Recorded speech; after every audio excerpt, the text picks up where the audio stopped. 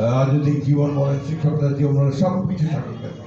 Judicial ব্যবস্থা পূর্ণ স্বাধীনতা পাবে। ঠাকুরগাঁওয়ে মত বিনিময় সভায় বিএনপির মহাসচিব মির্জা ফখরুল ইসলাম আলমগীর একথা বলেন। ঠাকুরগাঁও থেকে মাসুদ বিপ্লবের পাঠানো ভিডিও চিত্রে বিস্তারিত। ঠাকুরগাঁও জেলা আইনজীবী সমিতির সঙ্গে মত বিনিময় সভায় জুডিশিয়াল ব্যবস্থাকে সম্পূর্ণ স্বাধীনতা দেওয়ার প্রতিশ্রুতি দিয়েছেন বিএনপির মহাসচিব মির্জা ফখরুল ইসলাম আলমগীর। 15 নভেম্বর মঙ্গলবার বিকেলে জেলা সদরের আইনজীবী ভবনে এই সভা অনুষ্ঠিত হয়। অ্যাডভোকেট মোহাম্মদ এন্তাজুলের সঞ্চালনায় সভায় প্রধান অতিথি হিসেবে উপস্থিত ছিলেন বিএনপির মহাসচিব মির্জা ফখরুল ইসলাম আলমগীর। মত বিনিময় সভায় মির্জা ফখরুল বলেন, জনতার অভ্যুত্থানের পর অন্তর্বর্তীকালীন ইউনূস সরকারের আমলে সাংবিধানিক, রাষ্ট্রীয় ও কাঠামোগত পরিবর্তনের লক্ষ্যে 6টি কমিশন গঠন করা হয়েছে। এর মধ্যে সবচেয়ে গুরুত্বপূর্ণ হলো জুডিশিয়াল কমিশন। তিনি আরো বলেন, দেশে একটি গণতান্ত্রিক ব্যবস্থা প্রতিষ্ঠার পথে গণতন্ত্র উত্তরণের দিকে এগোচ্ছে।